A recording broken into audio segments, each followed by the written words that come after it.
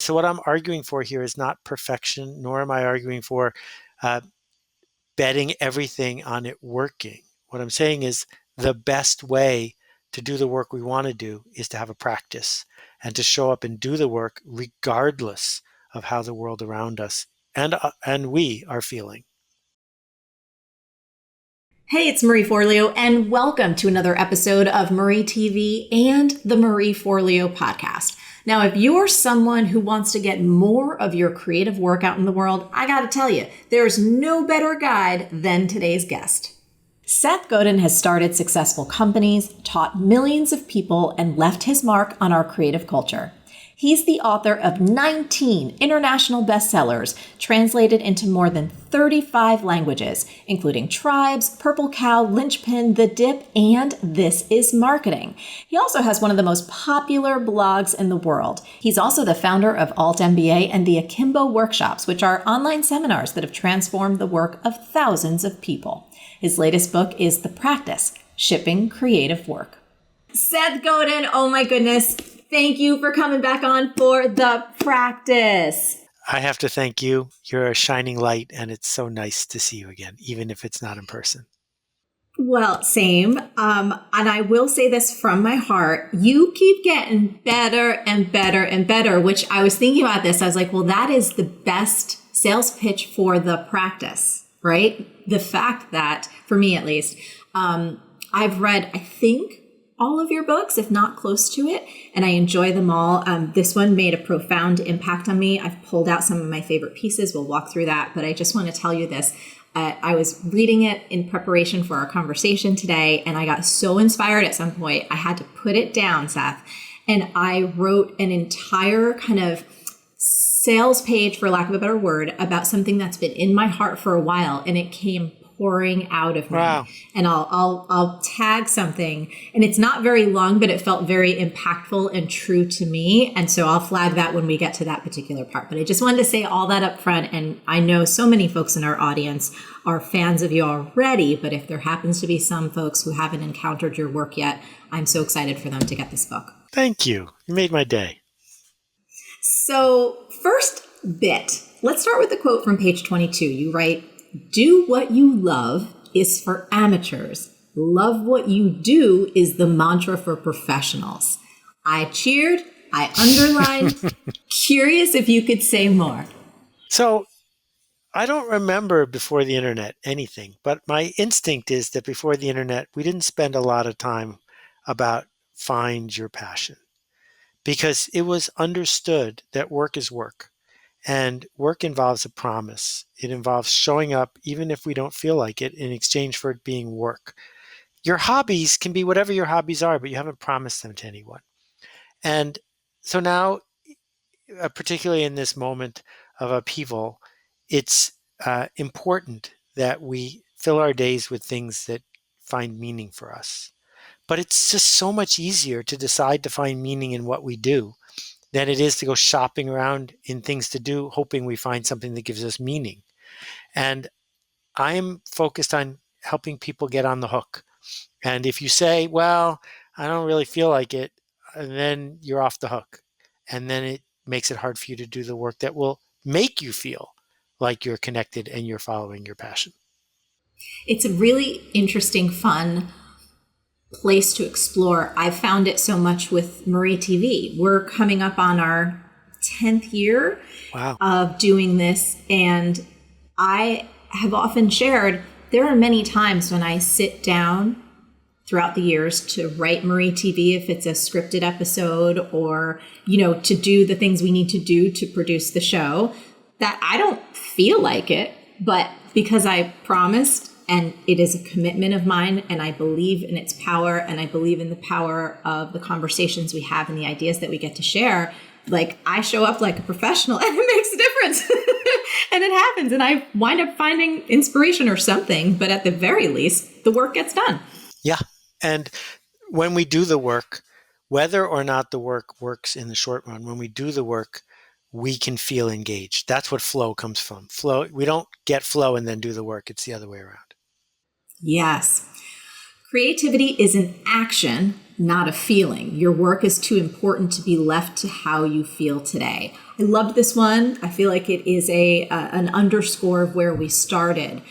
I've shared notions like this sometimes, and some of the pushback, and that's why I want to bring this up, is I can hear some folks in the audience going, especially in a year like this, what if I'm ill? What if I am a person who lives with a chronic disease or a chronic illness? And I know that's not what we're talking about, but I wanted to at least voice that because what you're writing about is so important. And I'm curious if you have a perspective on that piece of it. There's always difficulty and there's always trauma. There's always injustice. This year highlighted for us so many things that we didn't necessarily ask for and other things that desperately needed to be highlighted.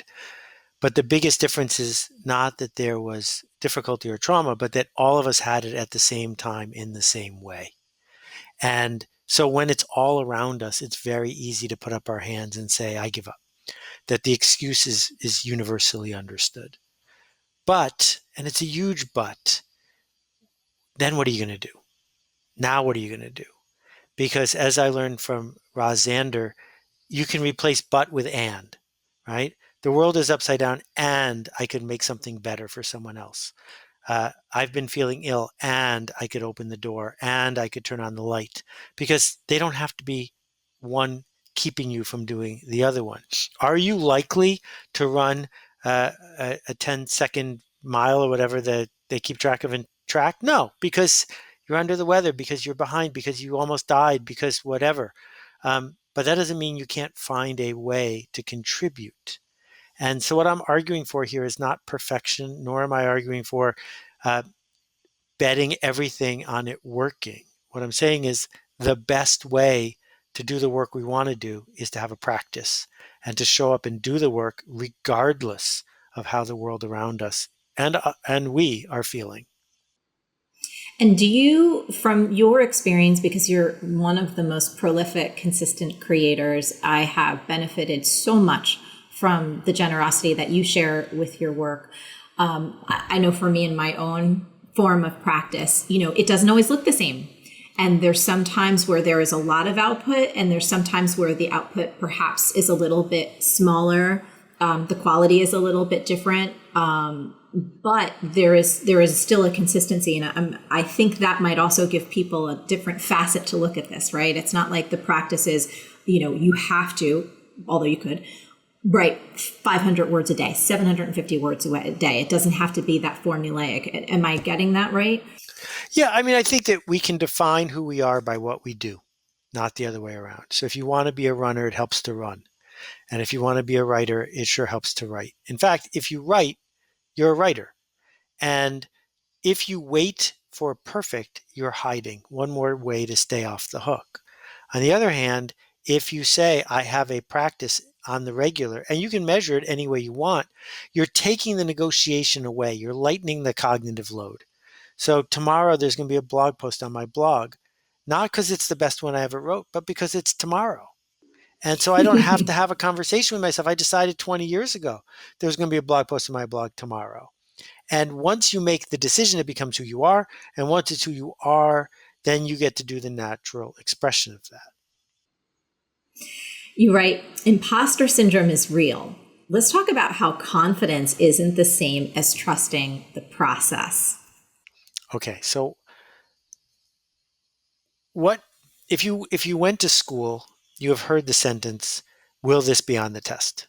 The question, will this be on the test, means, dear teacher, you're asking me to give up some of my life and time and attention to expose myself to some facts. I'm willing to trade those for an A. And that's the only reason I'm interested, that the result is the entire point. And we built that trade because that's how capitalism and industrialism works. You will put something on the assembly line because it gets you an output, the end. And this attachment to the outcome paralyzes us because if we're not sure it's going to work, then we don't want to do it. So we say, show me it will work, prove to me that this is the way it is, and then I will do it, which is why so much of social media is filled with people copying other people because They did something that worked. Well, that's what happens in the factory, so let's do it here. And the alternative is to say, you know what? Um, this is work worth doing, even if it doesn't work. It's work worth doing because the process of me doing it, the way I feel doing it, the effort of doing it, the chance that it could touch someone else, all of those things make it worth it. And if it doesn't work, I'm still glad I did it. Now, with that said, we can now decode what confidence is. Because what confidence generally means is you're sure it's going to work. But if you're leading or making art, you can't be sure it's going to work because you're leading or making art.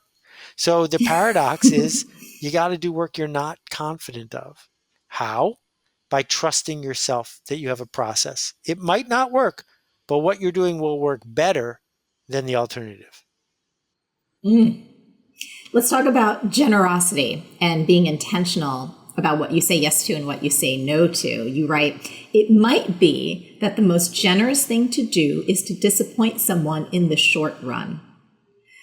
And I have often talked about that I am the queen of disappointment because I've become really, really good at disappointing people and being comfortable in my no so that my yeses can be really full on yeses. Tell me what you mean or how you've experienced this form of generosity. So generosity doesn't mean free, and generosity doesn't mean yes.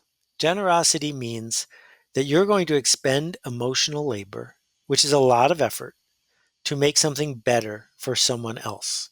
Not because it's a hustle, not because you're going to get reciprocity and something will be better for you in return, but simply because you can. And we can nibble away at that by trading it for short yeses all the time, because those little yeses keep us from doing anything important. So in my case, please don't send me an email if you're listening to this. I've answered 175,000 emails, and that's a lot of emails to answer one at a time. How many books has that cost me?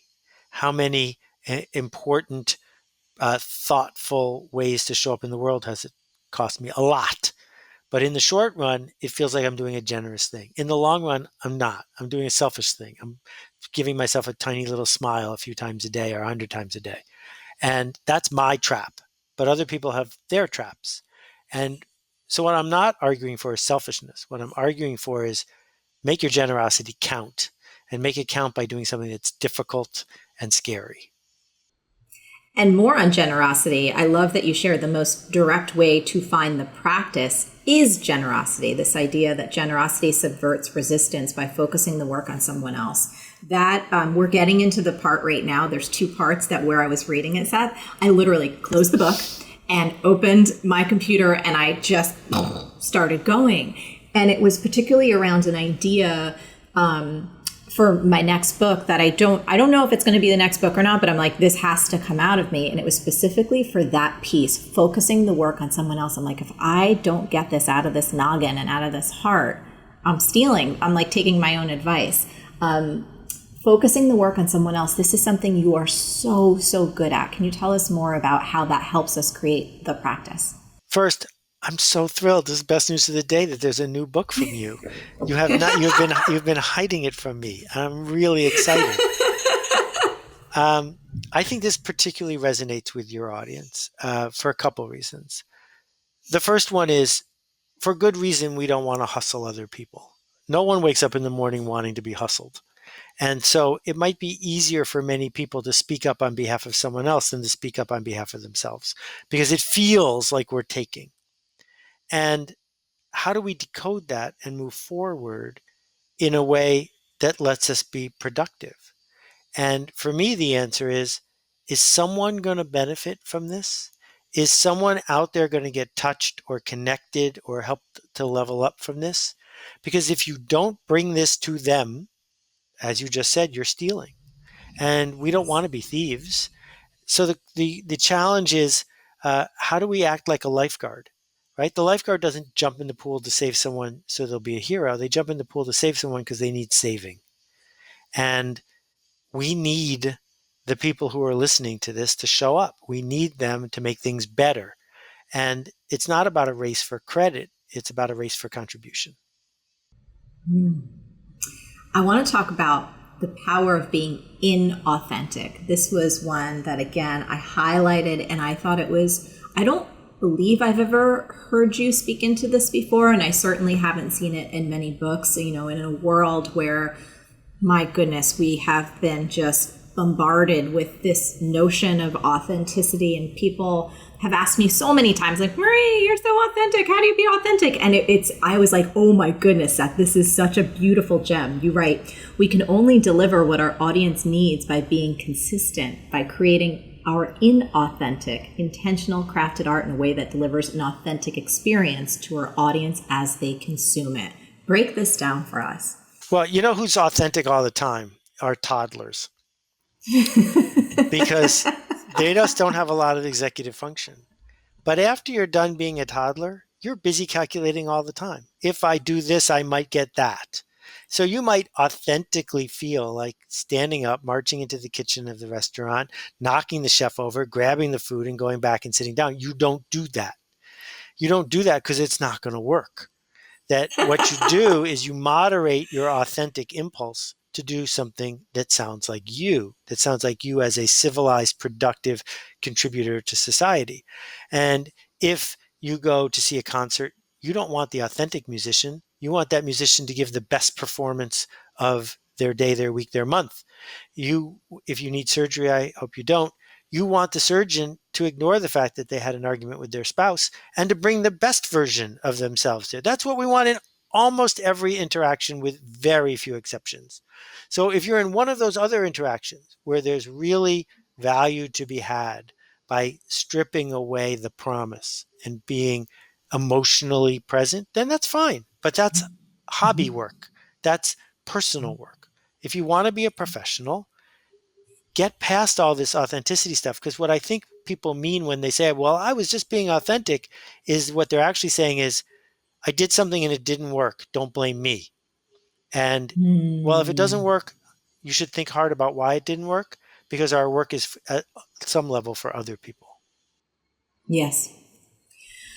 You also wrote, of my 7,500 blogs, half of them are below average compared to others on any metric you'd care to measure: popularity, impact, virality, longevity. The practice embraces that simple truth. And I've often talked about this. One of my favorite shows, I love Saturday Night Live. And I love it because a lot of the stuff doesn't work. A lot of the sketches don't work. But they go on, and every once in a while you get these breakaway hilarious moments that it is so soul moving, and they stand the test of time, many of them. Gosh, Seth, 7,500, did you say 20 years? Is that what I heard you say? Yeah. So, all right, this is just me asking a curiosity question.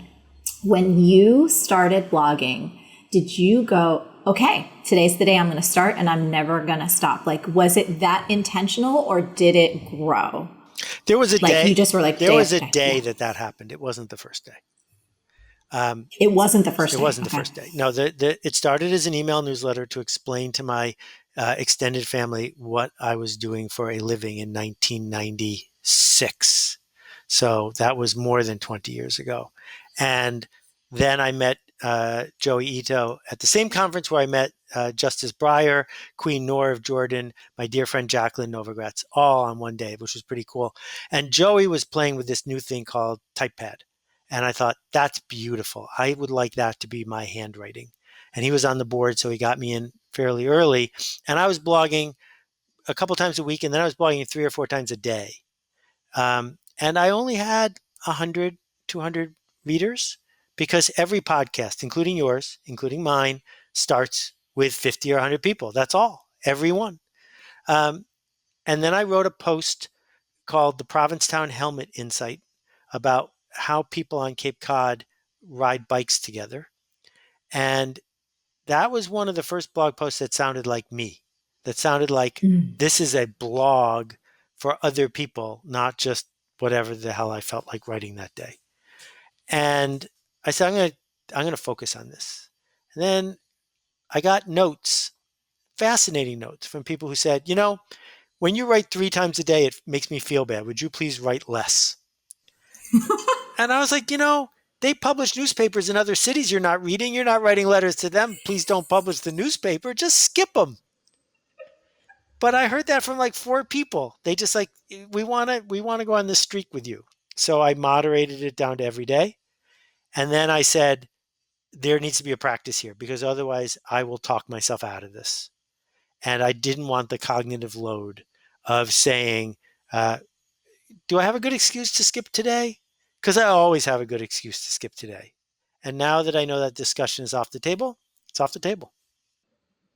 That's so cool. And by the way, I'll ask you a few more questions on this because I know we have so many writers, aspiring writers, people who imagine they could be writers. They aren't writing yet. So I think that even just this discussion is so incredibly valuable. And if I ask anything, you're like, I don't want to answer that. We can just move on. It's all good. So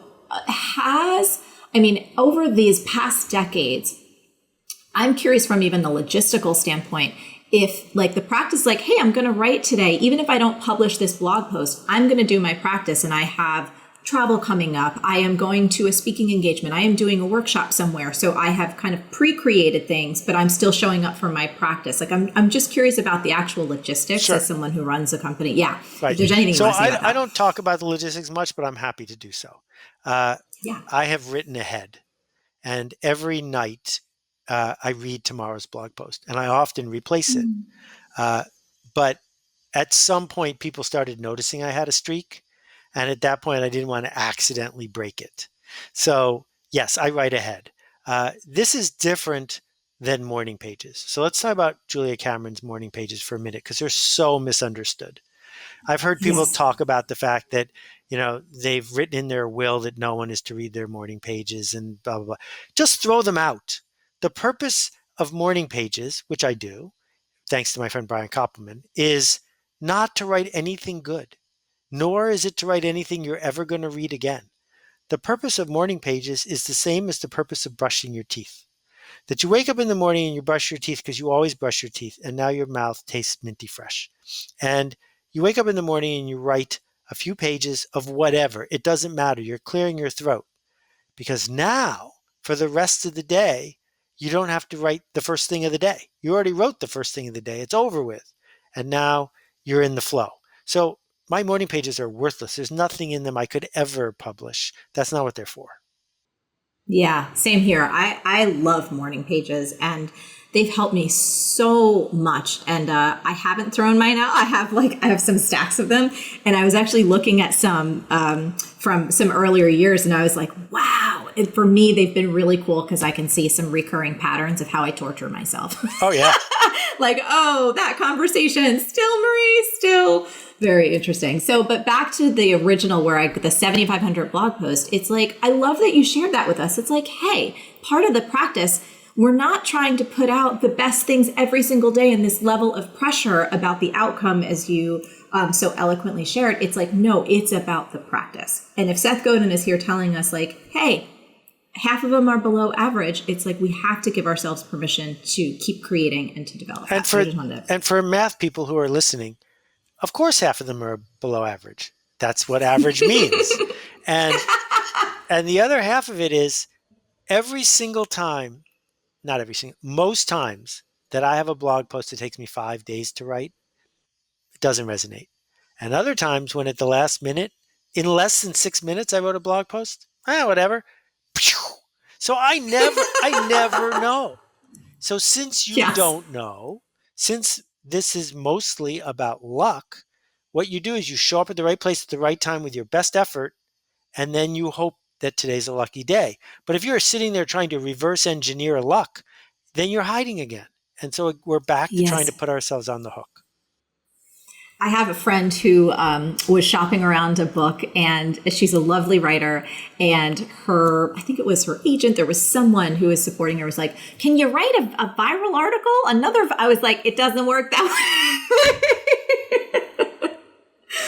It made me laugh so hard. Another favorite part of my book, page 71, shun the non-believers. You write, a key component of practical empathy is a commitment to not be empathetic to everyone. I want you to unpack that because this is really important. This is the other piece that got me to close the book open my computer and right away. Okay, so there's 4 levels here. The first one is this. Uh, if our work is professional, it's for someone else. It has intentional action. Who's it for? What's it for? What change do we seek to make? How will we know if it's working? If you can't answer those questions, then you're just putzing around. Number 2, once you have a who's it for, you have to acknowledge it's not for everyone. Nothing important is for everyone. It's for someone. That's critically important. Now, there's someone who it's for. They don't know what you know. They don't believe what you believe. They might not even want what you want. And you have to be able to say, that's okay. Because if you can't say that's okay, then you can't approach them. They're not going to come to you. But if you can't work with someone who doesn't know what you know or doesn't believe what you believe, you're toast. And that leads to the last part, which is practical empathy is the work of going to people who you hope to connect with, to build a bridge for, to open the door for, who are a specific group, and take them somewhere they're enrolled to. And if it's not that person, they're a non-believer. They aren't there for you. They don't speak the same language as you. They're not going to the same city as you. They're not enrolled in the same journey as you. Shun them, ignore them, wish them well, buy them a slice of pizza, and then move on because it's not for them. And, my mom uh, was on the board of the Albright Knox Art Museum in Buffalo, New York, one of the most important painting for painting contemporary art museums in the country. And she pioneered the modern museum store, and she was a docent. So I grew up in a contemporary art museum. I was there once a week. And you'd stand there and listen to people talking to each other about Jackson Pollock or talking to each other about, you know, Degas or whatever. They were in the wrong building. You could just hear that they were in the wrong building. And the answer is not to somehow justify Marcel Duchamp. The answer is to say there's the Buffalo Science Museum is down the street because it's not for you. It's not about Yes. class. It's not about status. It's just, do you see it? Do you want to go on this journey or not? Yes, that was the piece where something, when I read that particular entry in the book, my body was compelled to shut it. And so much that came out, it was so clear. And I shared a little bit of my writing with a friend of mine. She's like, this is amazing. I'm like, it was channeled when I was preparing for my Seth Godin interview. So if that's not a pitch for everybody to go get practice, I don't know what is. All right. And I also love the follow up to this, in terms of shunning the non-believers, but maybe it needs more work. You write, if there are only non-believers, maybe it's not as good as you think. If you define good as work that is resonating with the people you seek to serve. And I think that this is so valuable too, because it might not be good enough. And that's okay too. It probably isn't good enough. And in the creators workshop, which is what I based the book on, the book is based on the workshop. So I've seen 500 people exchange 500,000 backs and forths about their work. This is endemic, which is authenticity, because it's a trap, makes people feel entitled that if they are authentic, they should succeed. And I'm just decoding each piece of that. No, authenticity isn't a guarantee. And even if you're being a professional, there's no guarantee. That if we look at, Miles Davis's 50 records, 30 of them were pretty bad. And he's not entitled to have Kind of Blue show up every time. And we as the audience don't have to listen, even if he worked really hard on it. And so if we begin by saying, you know what, this probably isn't as good as it could be, we now open the door to make it better. Whereas if we show up saying, how dare you not get this joke? I worked really hard on it. This is my authentic self. I quote Adam Driver in the book.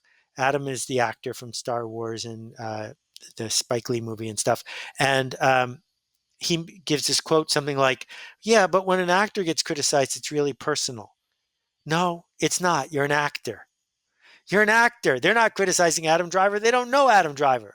They're criticizing the thing you did. And you can learn from that and do it better next time or not. But you're not entitled, even if you went really deep, for the audience to say you got it exactly right. Mm-hmm. Mm-hmm. And I'm going to reiterate this. If we feel like we're returning, I think it's a good thing. you know, what does good mean? How do we define good? Why good needs to be defined before you begin? What is it for and who is it for? Right. What is it for and who is it for? It's like even just those two questions. I feel so many of us who do creative work, so many of us who are freelancers, business owners, entrepreneurs, coming back, even if you've been in the game for 15, 20 years. I experienced it like a laser beam of focus and clarity. What's it for and who is it for? Is that part of, like, if you're thinking about a new workshop, if you're thinking about Everything something, I do. yeah. Every single, Yeah. if I'm making dinner for you guys when you come over next time, it's the same thing, Yes. right? It's, Yeah. oh, Marie doesn't eat gluten. Well, that's who it's for. It's for Marie. She's coming over for dinner. Don't make pasta. It's that simple, right? Yes. Yes. It feels like the best way to get started with any new book, any new program, any new offering, any new service. So good. Let's talk about there's no such thing as being blocked, because being creative or creative is a choice. Okay, so writer's block is real and writer's block is made up. Now, when I say block, I don't just mean the writing of a book. We've all experienced something we call a block, but no one gets plumber's block. Nobody gets talker's block or bicyclist's block. Right? We don't wake up one morning and say, I don't think I'll be able to ride my bike today because I just am not in the mood. So what writer's block actually is fear of bad writing. We are afraid to see the bad writing on our way to getting the good writing. And if you tell me you have writer's block, I will say, show me your bad writing, and you will not be able to do so. But if you have enough bad writing, some good writing is going to slip through. It just will, no matter what it is that you do. And acknowledging to yourself that writer's block is just a myth makes it so much less powerful. It takes its hold off of you because you're not looking for external validation. You know that writing and bicycling are in the same category. You just do this thing. You might not do it well yet, but the only way to do it better is to begin. Yes. Yes, yes, yes. Before we get to the end part that I want you to read, was there anything else? There's so many juicy, incredible, mind-opening, heart-opening things in the practice. Did I miss anything that you feel like we should have underscored? Well, you are a model for a key part of what I'm trying to teach. And this model is it works better together. That the idea that you're in a cabin in New Hampshire by yourself and you're going to somehow bootstrap your way into creativity, you might be able to muscle your way through it, but it works better together. And so the reason it's worth making a book and not a blog post is if you find two or three other people and you read it together and you form a support group and you form an accountability circle, your work will get better. And we need to ironically, we're in this age where we're all separated, we're all dealing with trauma, and where we're all more connected digitally than ever before by a lot. But we're using this glass between us to hide. And instead, if you can find people who are enrolled in the journey, who are committed to giving and getting feedback that's actually useful, that will change everything. And Chip Conley did that for me in 1983. He completely changed my life. Amazingly, he's also a best-selling author. Who knew when we were both 23 that would be the case? But the fact that he got five of us together in a room every Tuesday night in the anthropology department to brainstorm new business ideas, I remember that all the time. And the only thing about it that makes me sad is it didn't occur to me to organize people. I needed Chip to do it. And so I've been trying to do it ever since, right? That's what B School is. That's what the Alt MBA does. The folks at Akimbo running all these workshops, they are about doing it together. And I just needed to say that out loud because you've been modeling that for a really long time. Oh, thank you.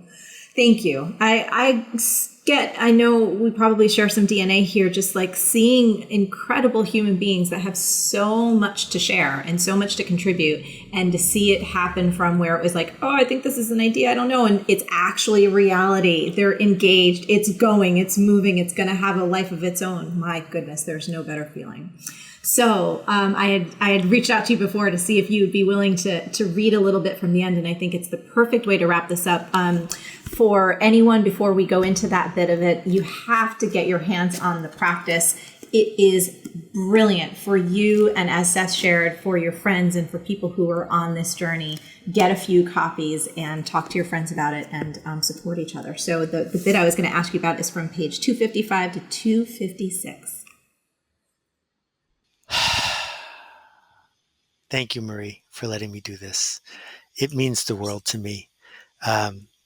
You know how lonely this work is, and to see how I can land with somebody, it's very special. So thank you. Where is the fuel to keep us going? Anger gets you only so far, and then it destroys you. Jealousy might get you started, but it will fade. Greed seems like a good idea until you discover that it eliminates all of your joy. The path forward is about curiosity, generosity, and connection. These are the three foundations of art.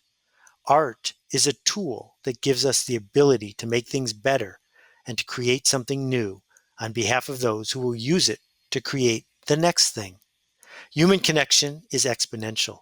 It scales as we create it, weaving together culture and possibility where none used to exist.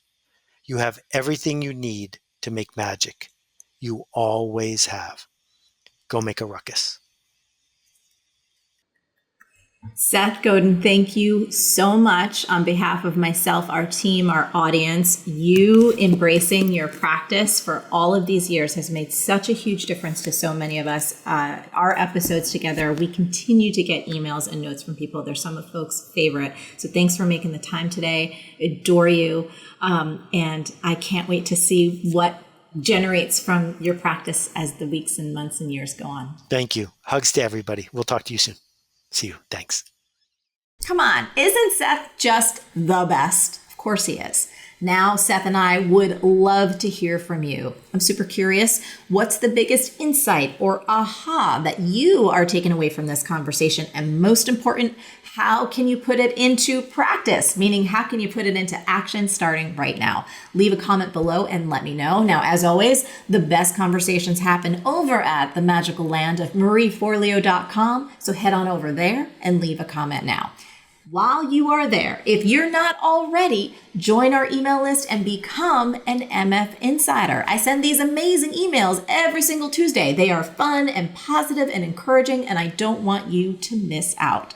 Until next time, stay on your game and keep going for your dreams, because the world really does need that very special gift that only you have. Thank you so much for tuning in, and I'll catch you next time. Hey, you having trouble bringing your dreams to life? Well, guess what? The problem isn't you. It's not that you're not hardworking or intelligent or deserving. It's that you haven't yet installed the one key belief that will change it all. Everything is Figureoutable. It's my new book, and you can order it now at everythingisfigureoutable.com.